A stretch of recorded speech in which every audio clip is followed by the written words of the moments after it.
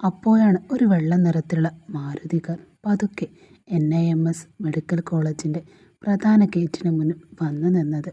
കാറിൻ്റെ വാതിൽ തുറന്ന് പുറത്തേക്കിറങ്ങിയ പെൺകുട്ടി ചുറ്റുമൊന്ന് വീക്ഷിച്ചു. കണ്ണുകളിൽ നിറയെ പ്രതീക്ഷയും മുഖത്ത് ആത്മവിശ്വാസവും. അവളായിരുന്നു ഗൗരി.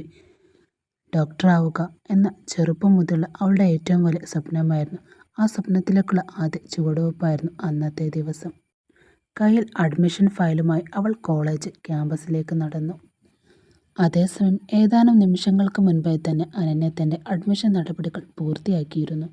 ആദ്യ ഭാഗ്യരേഖകൾ ഒപ്പുവെക്കുന്നതിനാൽ അവൾ അഡ്മിനിസ്ട്രേറ്റീവ് ബ്ലോക്കിൽ പുറത്തു തന്നെ കാത്തിരിക്കുകയായിരുന്നു. അഡ്മിഷൻ എടുത്ത് പുറത്തിറങ്ങിയ അനന്യയുടെ കണ്ണുകൾ കോളേജ് ഗേറ്റിലൂടെ നടന്നു വരുന്ന ഗൗരിയിൽ പതിഞ്ഞത്.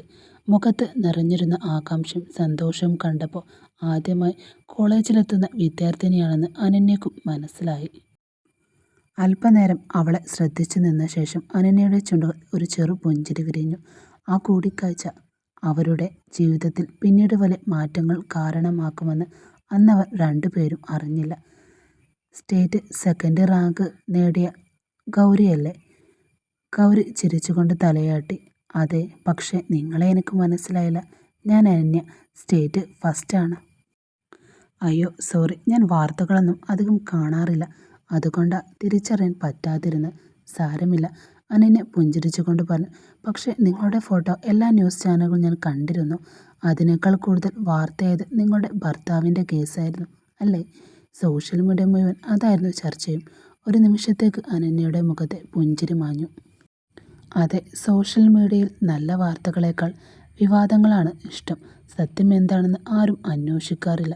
ഒരു വാർത്ത കിട്ടിയാൽ മതി, നിമിഷങ്ങൾക്കകം എല്ലാവരും വിധി പറയാൻ തുടങ്ങും. ശരിയാണ്, അനന്യയും സമ്മതിച്ചു. ഒരു നല്ല കാര്യം വൈറലാകാൻ ദിവസങ്ങളെടുക്കും, പക്ഷെ ഒരു വിവാദം പടരാൻ മിനിറ്റുകൾ മതി. അപ്പോഴാണ് ഗൗരിയുടെ അച്ഛൻ അവരുടെ അടുത്തേക്ക് നടന്നു വന്നത്. മോളെ, അഡ്മിഷൻ കഴിഞ്ഞോ? ഇപ്പോഴാണ് അച്ഛ, കുറച്ച് സംസാരിക്കുകയാണ്. അനന്യ പുഞ്ചിരിച്ചുകൊണ്ട് ഗൗരിയുടെ അച്ഛനോട് പറഞ്ഞു. അങ്കിൾ, ഗൗരിയെ വാർത്തകളുടെ എനിക്കറിയാം. സ്റ്റേറ്റ് സെക്കൻഡ് റാങ്ക് നേടിയ ആളല്ലേ? അനന്യ അവളുടെ അച്ഛനോട് പറഞ്ഞു. ഇവളെ അറിയില്ലേ? കുറച്ച് നാളുകൾക്ക് മുമ്പ് ഇവരുടെ വിവാഹത്തെ ചൊല്ലി ഒരു തെറ്റിദ്ധാരണയും വലിയ വിവാദവും ഉണ്ടായിരുന്നു. പിന്നീട് സത്യം തെളിഞ്ഞതോടെ എല്ലാം അവസാനിച്ചു. ഓ, അങ്ങനെയാണോ? അദ്ദേഹം ഗൗരിയെ നോക്കിക്കൊണ്ട് ചോദിച്ചു. അനന്യ ചെറു പുഞ്ചിരിയോടെ തലയാട്ടി. അതേ അച്ഛാ, ഇപ്പോൾ അതൊക്കെ കഴിഞ്ഞു. അതെല്ലാം മറന്ന് ഇനി പഠനത്തിൽ മാത്രം ശ്രദ്ധിക്കൂ, അദ്ദേഹം സ്നേഹത്തോടെ പറഞ്ഞു. കുറച്ചു നേരം കൂടി സംസാരിച്ച ശേഷം അനന്യ തൻ്റെ ഭർത്താവിൻ്റെ ഒപ്പം യാത്രയായി. ഗൗരി തൻ്റെ അച്ഛനോടൊപ്പം അഡ്മിഷന് ബന്ധപ്പെട്ട അവസാന നടപടിക്രമങ്ങൾ പൂർത്തിയാക്കി കോളേജിൽ നിന്നും മടങ്ങി. പുതിയൊരു ജീവിതത്തിലേക്കുള്ള ആദ്യ ചുവടുവെപ്പിന് സന്തോഷം ഇരുവരുടെയും മുഖത്ത് വ്യക്തമായി കാണാമായിരുന്നു. ആദിത്യൻ കാർ പതുക്കെ ഫ്ലാറ്റിൻ പാർക്കിലേക്ക് കയറ്റി നിർത്തി. എഞ്ചിൻ ഓഫ് ചെയ്ത ശേഷം ഒരു നിമിഷം കണ്ണുകൾ അടച്ചിരുന്നു. പിന്നാലെ അനന്യയെ നോക്കി. വാ. ഒന്നും പറയാതെ അനന്യ കാറിൽ നിന്നിറങ്ങി ഫ്ലാറ്റിൻ്റെ പ്രവേശന കവാടത്തിലേക്ക് നടന്നെത്തിയപ്പോൾ അവിടെ നിന്നിരുന്ന ആളെ ആദിത്യൻ ശ്രദ്ധിച്ചത്. അച്ഛാ. അനന്യ ശബ്ദത്തിൽ അത്ഭുതം കലർന്നു. ആദിത്യൻ അദ്ദേഹത്തെ കണ്ടതും മര്യാദയോടെ പുഞ്ചിരിച്ചു. വരൂ അങ്കിൾ. അനന്യയുടെ അച്ഛനും ഒരു ചെറു പുഞ്ചിരിയോടെ തലയാട്ടി. എന്താ അച്ഛാ വീണ്ടും വന്നത്? അനന്യ സംശയത്തോടെ ചോദിച്ചു. എന്തോ കുറച്ച് ദിവസം നിങ്ങളോടൊപ്പം കഴിയണമെന്ന് തോന്നി. ആ മറുപടി കേട്ടതും അനന്യയ്ക്ക് എല്ലാം മനസ്സിലായി. തന്നെ ഒറ്റയ്ക്ക് വിടാൻ അച്ഛന് മനസ്സില്ല, അതുകൊണ്ടാണ് ഇവിടെ വന്നിരിക്കുന്നതെന്ന്. അവളൊന്നും പറയാതെ അച്ഛനെ നോക്കി മന്ദഹാസിച്ചു. പിന്നെ വേഗം സ്വന്തം മുറിയിലേക്ക് നടന്നു. അല്പസമയം കഴിഞ്ഞ് അനന്യയുടെ അച്ഛനും അവളുടെ മുറിയിലേക്ക് കയറി. അനന്യ. അവൾ തിരിഞ്ഞു നോക്കി.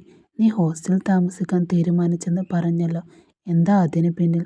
കുറച്ചു നേരം മൗനം പാലിച്ച ശേഷം അനന്യ പതുക്കെ പറഞ്ഞു. അതിന് പിന്നിൽ പ്രത്യേകിച്ച് ഒന്നുമില്ല അച്ഛാ. എനിക്ക് ഇനി അദ്ദേഹത്തിൻ്റെ കൂടെ ജീവിക്കാൻ കഴിയില്ല, അതുകൊണ്ട് ഹോസ്റ്റലിലേക്ക് മാറാൻ തീരുമാനിച്ചത്. അച്ഛൻ്റെ നെറ്റിയിൽ ചുളിവ് വീണു. പക്ഷേ എന്തിനാ ഇങ്ങനെയൊരു തീരുമാനം? അദ്ദേഹത്തിനും എൻ്റെ കൂടെ ജീവിക്കാൻ താല്പര്യമില്ല അച്ഛാ, അതുകൊണ്ട് വേർപിരിയാനുള്ള എഗ്രിമെൻറ്റ് ഞാൻ ഒപ്പിടാമെന്ന് പറഞ്ഞു. അത് കഴിഞ്ഞാൽ ഞാൻ ഹോസ്റ്റലിൽ നിന്ന് പഠനം തുടരും. അച്ഛൻ കുറച്ചു നേരം മിണ്ടാതെ നിന്നു. അപ്പോൾ ഇതെല്ലാം നിങ്ങൾ രണ്ടുപേരും ചേർന്ന് തീരുമാനിച്ചതാണോ? അതെ. അവളുടെ ശബ്ദം തീർത്തും നിർജീവമായിരുന്നു. ഞങ്ങൾ രണ്ടുപേരും ചേർന്നെടുത്ത തീരുമാനമാണിത്. ഒരു ദീർഘശ്വാസം പുറത്തു വിട്ടുകൊണ്ട് അദ്ദേഹം കസേരയിലേക്കിരുന്നു. നിങ്ങളുടെ ജീവിതം ഇങ്ങനെയാക്കുമെന്ന് ഞാൻ ഒരിക്കലും കരുതിയില്ല മോളെ. ആ വാക്കുകൾ കേട്ടപ്പോൾ അനന്യയുടെ കണ്ണുകൾ നിറഞ്ഞുവെങ്കിലും അവൾ അതൊന്നും പുറത്തു കാണിച്ചതേയില്ല. ആദിത്യൻ അന്നേ ദിവസം ഓഫീസിലേക്ക് പോയില്ല. വീട്ടിൽ നിന്ന് ലാപ്ടോപ്പ് തുറന്ന് ജോലിയിൽ മുഴുകി. എന്നാൽ അവൻ്റെ ശ്രദ്ധ മുഴുവൻ ജോലിയിലായിരുന്നില്ല. ഇടയ്ക്കിടയ്ക്ക് അനന്യയുടെ മുറിയുടെ വാതിലിലേക്കായിരുന്നു അവൻ്റെ നോട്ടം. ഇവളെന്താ ഇന്ന് ഈ മുറിയിൽ കയറിയിട്ട് പുറത്തേക്ക് ഇറങ്ങാത്തത്? ചുണ്ടിൽ ഒരു കുസൃതിച്ചിരി വിരിഞ്ഞു. ഒരു പക്ഷെ പുറത്തു വന്നാൽ ഞാൻ എഗ്രിമെൻറ്റിൽ ഒപ്പിടിപ്പിക്കുമോ എന്ന പേടിയായിരിക്കും, അവൻ മനസ്സിൽ ചിരിച്ചുകൊണ്ട് പറഞ്ഞു. അപ്പോഴാണ് അവൻ്റെ കണ്ണ് ടീപ്പോയിലുള്ള മുകളിൽ കിടന്നിരുന്ന ഒരു റബ്ബർ പാമ്പിൽ പതിഞ്ഞത്. ആഹാ, നിന്നെ ഒന്ന് പേടിപ്പിക്കാം. കുട്ടിത്തം നിറഞ്ഞ ഒരു കുസൃതി മനസ്സിൽ തെളിഞ്ഞു. കുറച്ച് നിമിഷങ്ങൾക്ക് ശേഷം അനന്യ മുറിയുടെ വാതിൽ തുറന്ന് പുറത്തേക്കിറങ്ങി.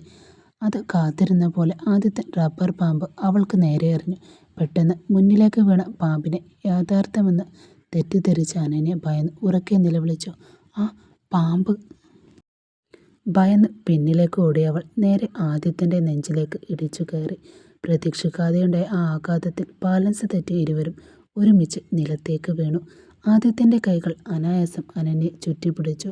അവൾ അവൻ്റെ നെഞ്ചിലേക്ക് മുകളിലായി ഇരുന്നു. ഒരു നിമിഷം രണ്ടുപേരുടെയും കണ്ണുകൾ നേർക്കുനേർ. സമയം പോലും നിശ്ചലമായതുപോലെ തോന്നി. ആ കണ്ണുകളിൽ കോപമോ പ്രണയമോ വേദനയോ, രണ്ടുപേർക്കും അതിൻ്റെ ഉത്തരം കണ്ടെത്താനായില്ല.